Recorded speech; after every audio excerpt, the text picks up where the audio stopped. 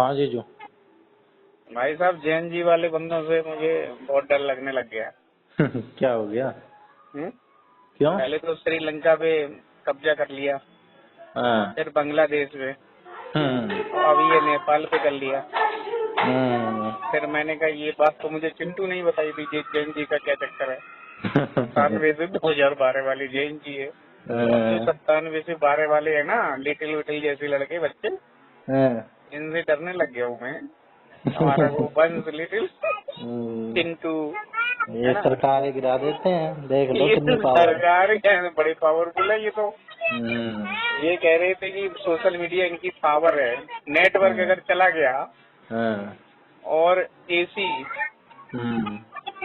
मतलब आराम तलब बहुत है ये एकदम। हैं। अगर इनको जरा सी भी खुपट करी किसी ने, उनने केवल एप्स बैन कर दिए थे, एप्स तो बैन करे थे वहाँ पे नेपाल में, तो उन्होंने सरकार गिरा दी। वो इसीलिए ज्यादा इनके है साथ ना, नेटवर्क, जागरूक ज्यादा है। हाँ 5G वो जी का 5G का नेटवर्क आ रहा है ना, अगर स्पीड कम हो गई तो सरकार गिरा देंगे। पहले हो रही, और नेटवर्क से कनेक्टेड है ये। नहीं यार, तो बहाना था। ये सोच रहे थे कि हमारी आवाज दबा रहे हैं, हमारे को और भी कई मुद्दे थे उसमें। वो सोच रहे आवाज दबा रहे हैं हमारी, सोशल मीडिया बैन करके। हम मैंने कहा कैसे अब अपने तो मुद्दे चिंटू से भी उठाएंगे? मुझे डर के रहना पड़ेगा, ये तो यार सरकार गिरा देती नहीं नहीं भैया, हम तो नहीं जेएनजी में मानते थे आपको, हम तो अलग है। मैंने कहा लेकिन एक बात बताओ, तेरी तो मिलेनियल्स वाली आदतें ज्यादा मिलती हैं। हाँ, मैं नहीं मानता ये इनकी और कैरेक्टरिस्टिक। जेएनजी वालों को एक और है, जेएनजी वालों पे और हमने गुण पढ़े हैं। पढ़े क्या है, थोड़ा अनुभव है ये। ऐसे ही है, ये जनरल से हैं इनके। हाँ अनुभव है, ये अनुभव। अजीब तरह के होते हैं ये जेएनजी। आराम के बहुत आदी हैं। हाँ, ये देखते ही पता चल जाएगा कि कौन है जेएनजी। हाँ, और ये आधे तो नेटवर्क में रहते हैं और आधे रहते हैं दुनिया से बाहर। ये पूरे दुनिया से बाहर नहीं रहते कभी भी कि फोन देख के एक दिन के लिए कहीं चले जाएं, ये वो भी नहीं कर सकते। ये इनके लिए बहुत बड़ा टास्क हो जाएगा। और क्या, इन्हें सब चाहिए, बीच सब में फंस गए चाहिए। हैं ना। टेक्नोलॉजी इन्हीं की टाइम में आई है, ट्रांजिशन फेज में रहे हैं ये सबसे ज्यादा कमजोरी इनकी यही है। सोशल मीडिया जो है ना, इनकी पावर भी है और सबसे बड़ी कमजोरी भी है। एकदम। हाँ, और ये आध्यात्मिक नहीं होते हैं बिल्कुल भी। हाँ, लेकिन जो आध्यात्मिक हैं जेएनजी वाले, मैंने ये देखा है, वो बहुत फिर ज्यादा बुरी तरीके से हैं। हाँ, ये एक्सट्रीम में रहते हैं, इनकी कैरेक्टरिस्टिक है, ये एक्सट्रीम में रहते हैं। और एक बात है ना, जेएनजी मामले में यूज एंड थ्रो वाले गुण होते हैं। चाहे दोस्ती हो, चाहे प्यार हो, चाहे कुछ भी हो, वो यूज एंड थ्रो मल्टीपल वाले हैं बहुत। ये इनके चारवाक वाली फिलोसफी पे चलते हैं ये। खाओ पियो मौज उड़ाओ, सेविंग करते नहीं है, आज में रहते हैं। सेविंग करते नहीं है कुछ, अपने आज में रहते हैं, उड़ाते हैं, खाते हैं, मौज लेते हैं। खतरनाक है भाई साहब, बहुत खतरनाक है। मैं तो यहाँ भाई देख रहा हूँ ऐसे चलते फिरते ना, जब से ये इन्होंने नेपाल में सरकार गिरा दी, सुप्रीम कोर्ट में आग लगा दी। हाँ, सुप्रीम कोर्ट कुछ नहीं मानते हो। पहले भी उस वहाँ राजतंत्री था, अभी भी अंतरिम में प्रधानमंत्री बने हैं, पर वो प्रधानमंत्री सही है, अपने लिए सही बता रहे हैं, भारत के लिए। मोदी की फैन है वो तो वहाँ तो सुप्रीम कोर्ट की चीफ जस्टिस थी वो वहाँ की। एक और बात बताऊँ, वो नेपाल में जो किया है ना, वो तो हिंदुओं ने ही किया है, वो जैन जी हिंदू वाले हैं। नहीं, ये लेकिन जैन जी जो है ना, ये लोग, ये पढ़े लिखे लोगों को ही उठवा रहे हैं वहाँ पे। और कोई बालेंद्र शाह वगैरह कोई नाम था ऐसा उसका, वो इंडिया से पढ़ के गया हुआ है BHU से, उसको प्रधानमंत्री बनाने की कह रहे थे। और भी है वो कुछ बहुत पढ़ा लिखा है, ये भी सुप्रीम कोर्ट की चीफ जस्टिस रही थी वहाँ की। तो पढ़े लिखे लोगों को उठवा रहे हैं जेएनजी वाले। नेता होता ये जो पहले थे, ये तो ज्यादा पढ़े लिखे नहीं थे, उन्हें अब भगा दिया है। इन्हें पढ़ी लिखी लीडरशिप चाहिए। वो तो कह रहे कि मोदी योगी जैसा चाहिए हमें यहाँ। मोदी जैसी है वो, मोदी की कदम जीत जाएंगे, अगर यहाँ से हार जाए चुनाव तो वहाँ लड़ लेंगे।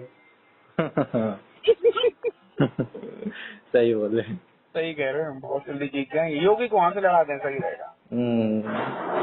नेपाल तो कॉन्स्टिट्यूशन में दोनों amendment मिला करना के हिंदू पड़ेगा। राष्ट्र घोषित कर देंगे। हैं? पता नहीं क्या एलिजिबिलिटी होती होगी उनके चुनाव लड़ने की। सिटीजन ऑफ नेपाल होना चाहिए।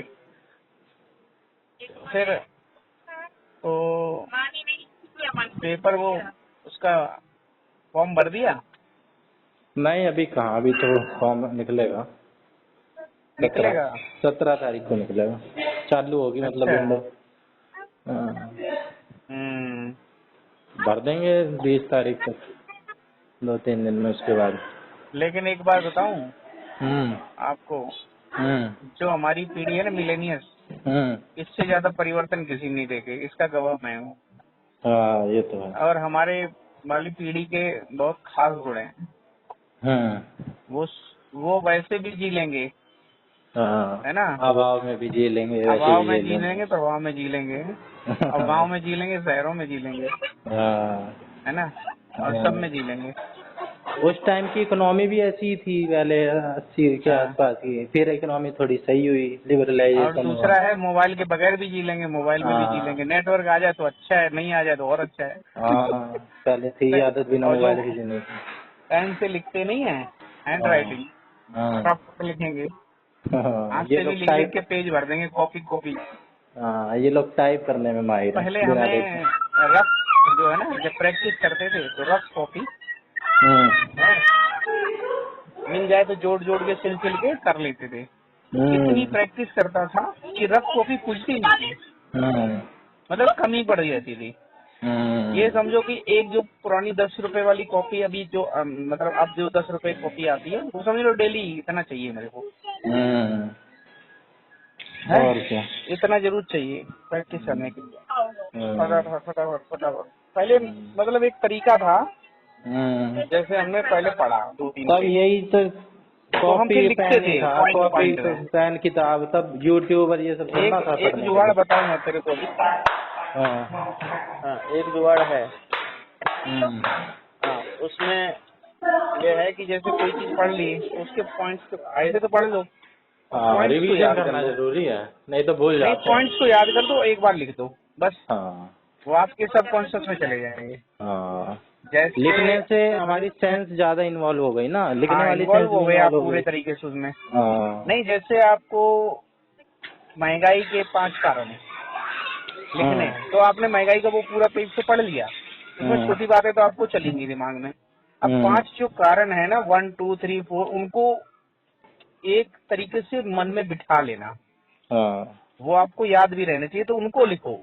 1 2 3 4 5 को बुक बंद करके, 10 है तो 10 लिखो, 1 2 3 4 5 पॉइंट। और बाद बाकी जो थ्योरी है वो लर्न कर लो, मतलब सॉरी उसे रीड करो, रीड आउट करो, ज्यादा से रीड ज्यादा आउट पढ़ते करो, रहो बार पढ़ते बार रहो। करो कम से कम। और जैसे डेट हो गई, सन हो गई, या फिर वो चीजें है ना, उनको हाँ उनको जो है ना, उनको लिखो।